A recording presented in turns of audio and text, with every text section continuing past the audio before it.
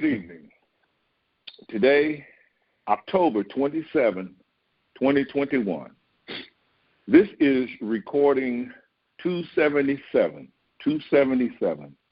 entitled Sing in That Strange Land. Sing in That Strange Land. Background scriptures today are one of my favorite scriptures, Psalm 137, and then a portion of 1 Kings chapter 20.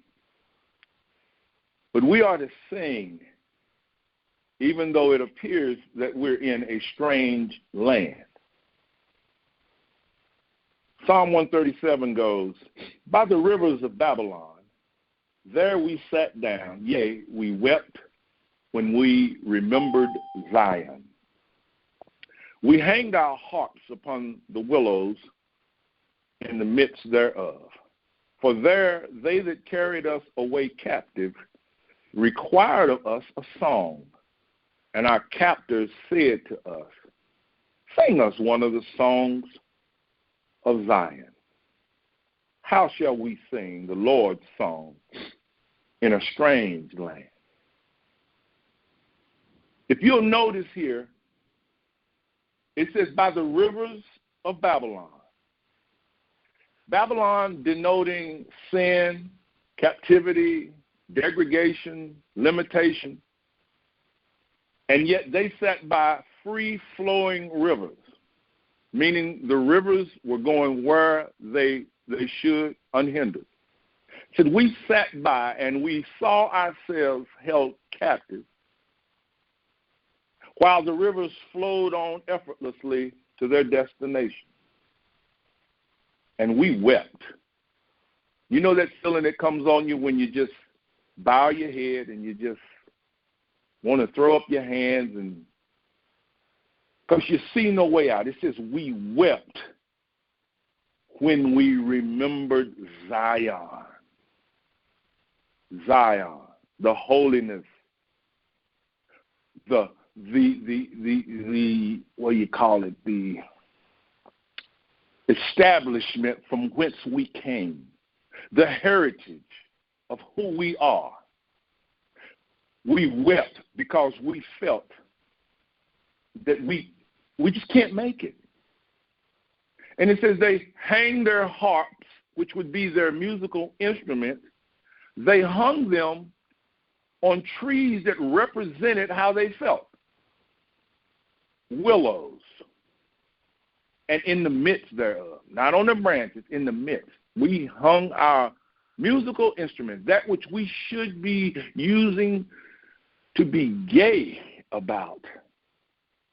We put up our instruments, and we even looked at the trees where we surrounded ourselves. If you'll notice, they wept, and they hung their feelings on, and well, not hung, but they expressed themselves. Whatsoever a man sows, they saw themselves in a bad situation. So therefore, their surroundings took on the understanding that they carried. And they looked at the willows weep over their instruments. For the captives had carried them to a place, a strange land. And they knew something was coming.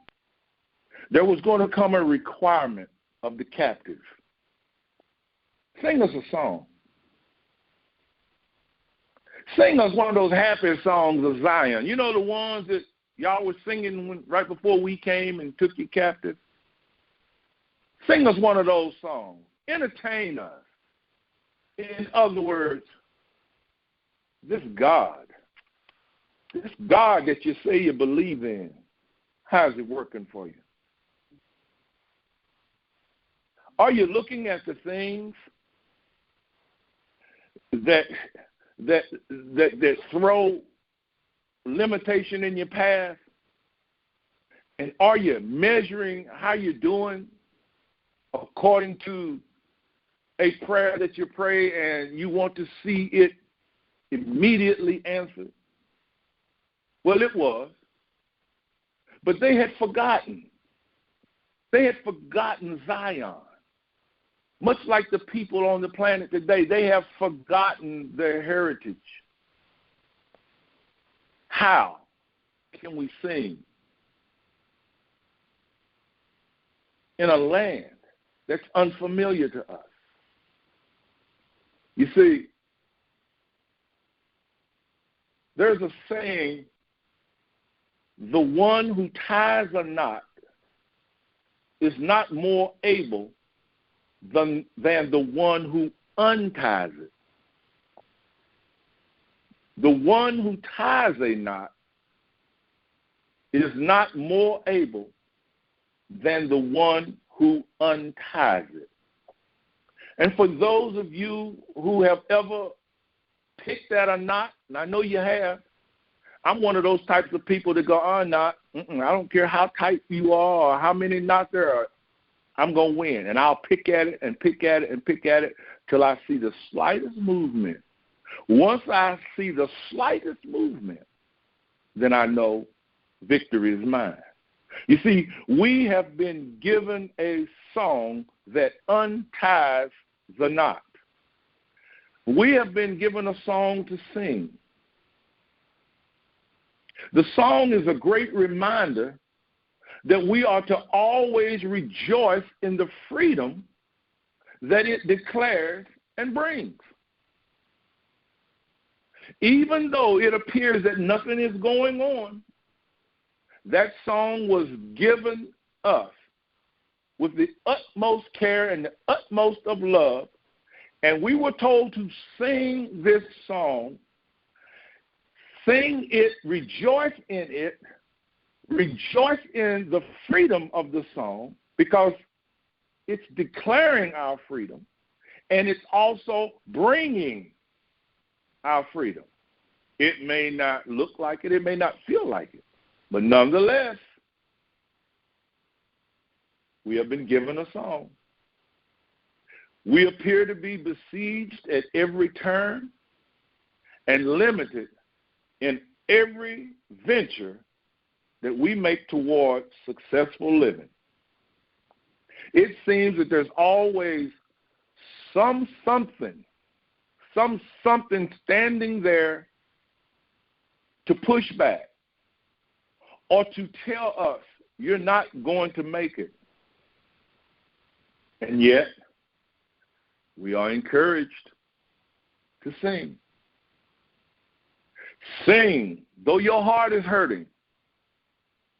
Sing, though your heart is breaking. Sing. Why? Because there is a hidden release, a hidden freedom that must come to us. And we are encouraged. Sing the song. This land is a strange land with strange laws. We cannot fully rely on its governmental processes. Why? Because they don't seem to serve everyone equally. So we just feel lost.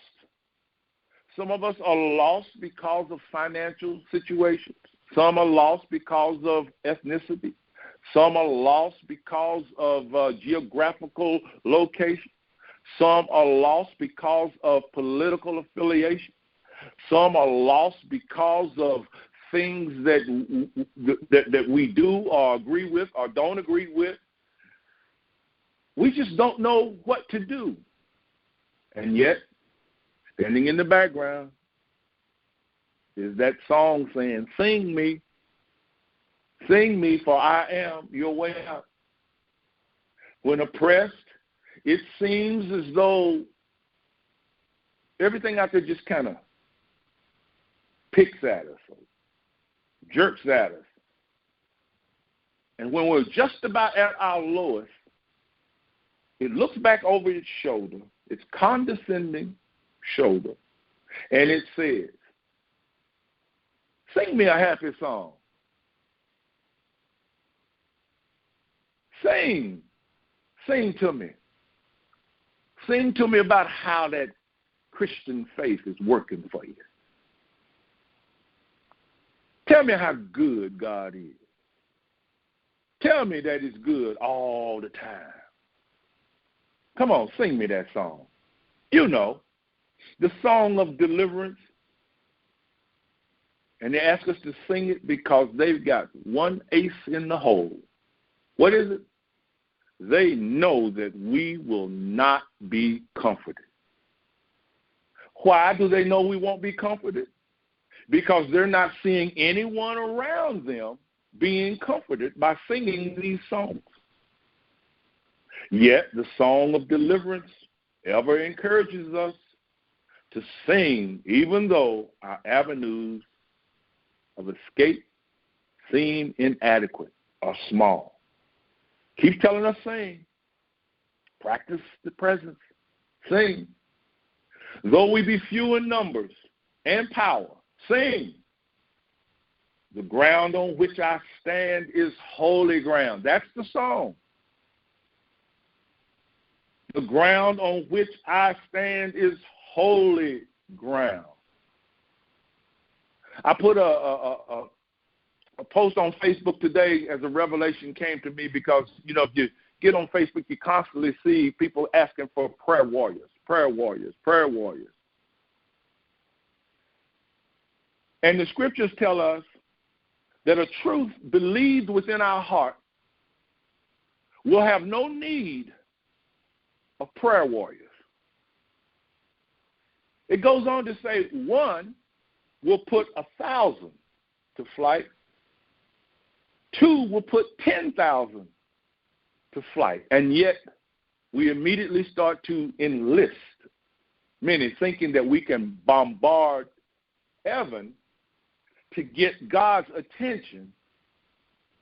And then I think it was Elisha who declared that it would not rain. It was either Elisha or Elijah. I'm not quite sure which one, but it would not rain for three years. And then when he decided that it would, he sent his servant to go and look. And the servant said he went out and looked, and he saw a cloud in the distance about the size of a man's fist. First he came back and said he didn't see anything, I think. But when he came back, he said he saw a cloud about the size of a man's fist, which was the prophet's understanding that the prayer had been answered.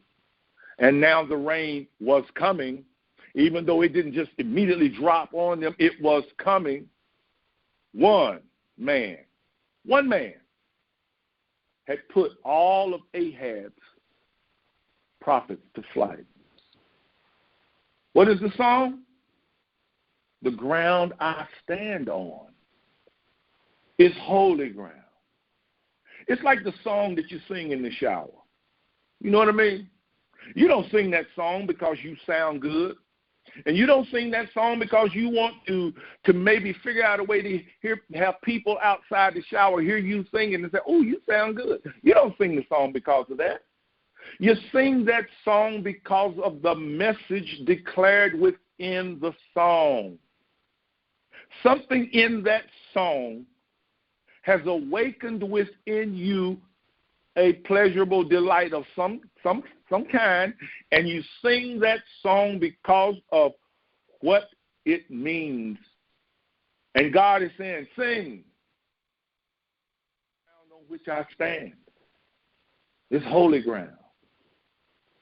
The ground on which I stand, I remind myself that it is holy. That though I appear to be surrounded like a little flock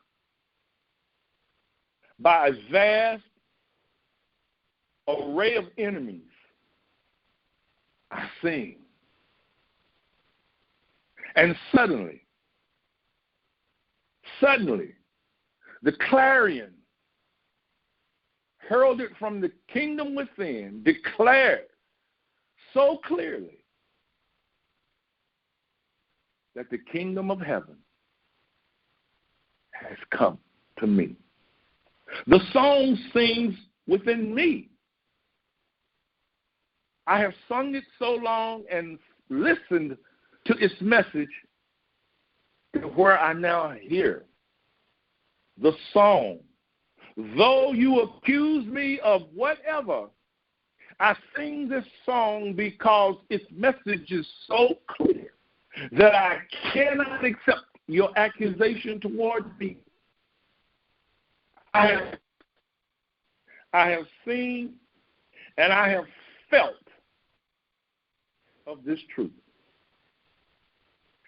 I realize, although this land is strange in its sight,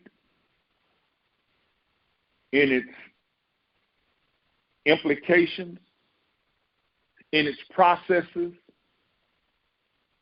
in its equalities, in its deliverances, although it appears strange to the natural man, I have come to realize this land,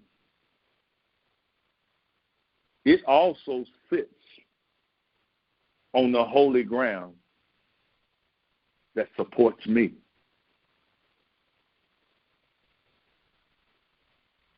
I sing, and though I appear to not get the effects or the desired effects, I continue to sing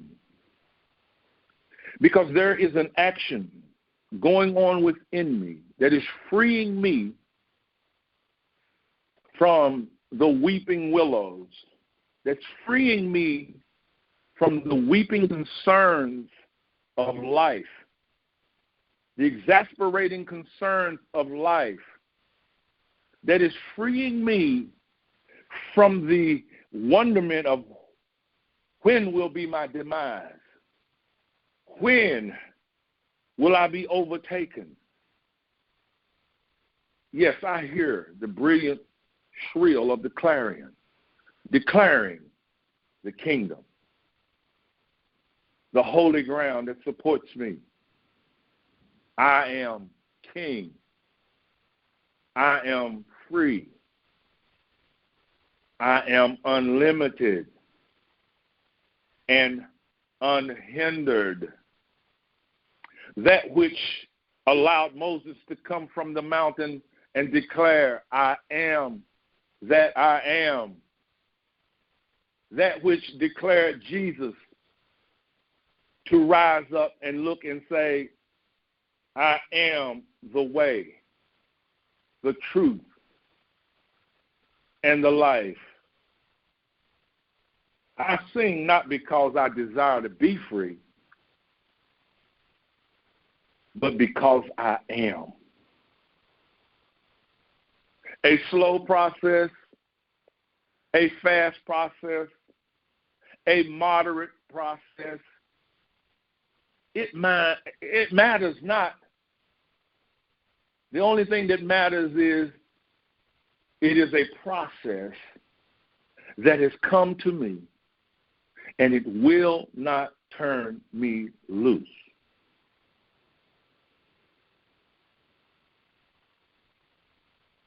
If a man become one with truth, Jesus says this truth will set him free. You don't use the truth, but it's there. And you're reminding yourself, or you're being aware of this truth, sets you free. I can remember many years where I would come in contact with what we call born-again Christians. And, I even made the mistake myself. I'm going to go ahead and confess.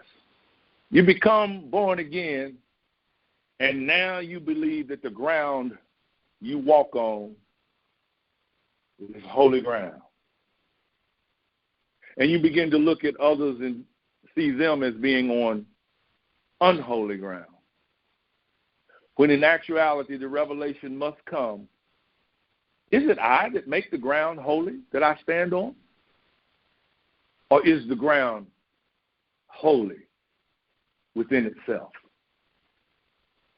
For the ground supports everything and declares that it wishes that none perish, that all be saved.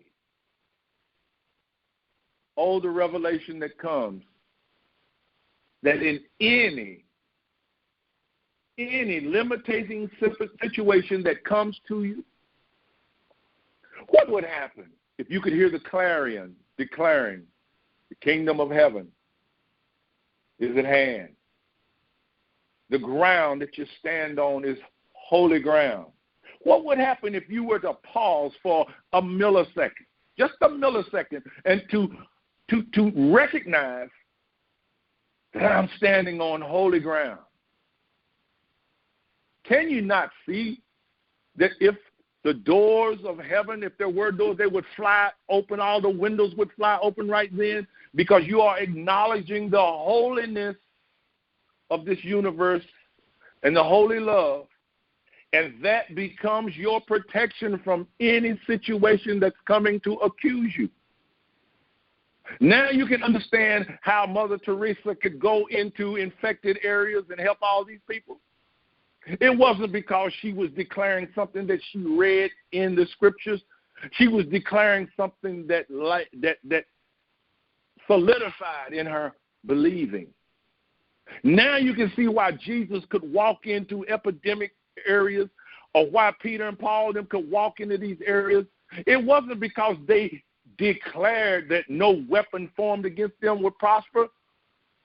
They were sold on the understanding that light had penetrated them, and that light had established itself in them, and the darkness within could not overcome it.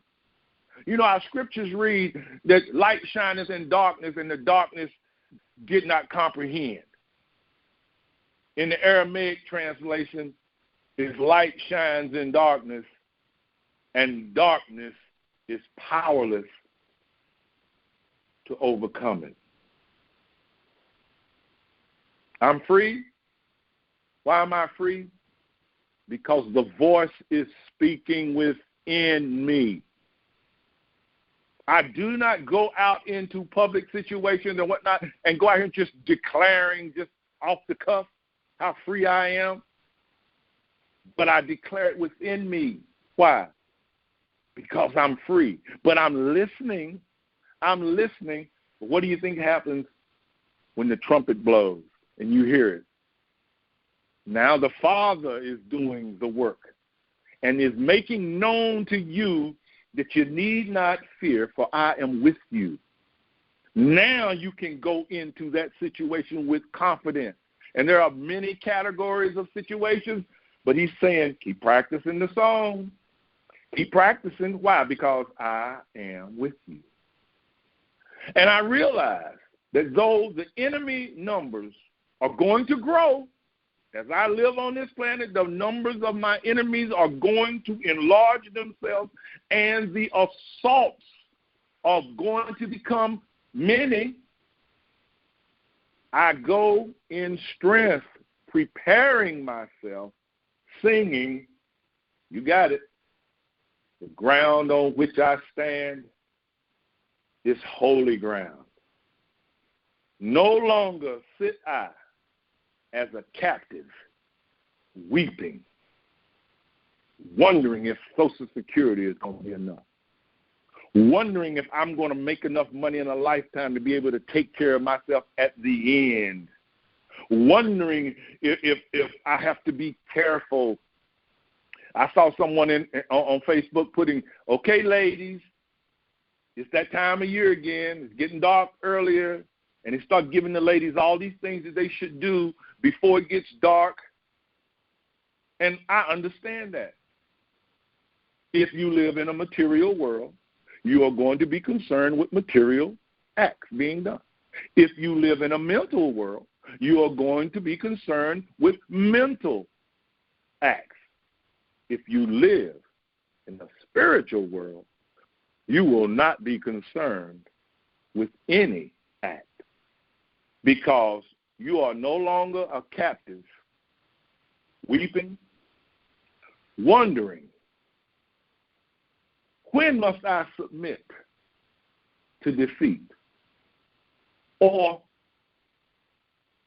what song will they request of me? Or even worse, how can I sing? How can I bring myself to the point of singing to my captives? No longer remembering promises and imagining what could be, what ought to be. I have remembered Zion. In the midst of what appears to be my captivity, I have remembered the Holy One. I have remembered the holy mountain. As the king said, these people have faith in the God of the mountains. That's what you want people saying about you. You don't need to go out and tell them. They need to just look at you and just go, this guy, he believes in something beyond us. And if you read that chapter 20, it says that God said, I'm going to put a little army together to stand against the enemy. And I think it said it was 232 people. And then he counted Israel, which came to a total of 7,000. So it's either 7,000 or 7,232. And they went and slew 100,000 people. What is that telling you? God singing the song. He's singing the song. Then he tells them, he puts another little army together, and it says they look like a little flock surrounded by 32 kings. How many men do you think are in the army of 32 kings?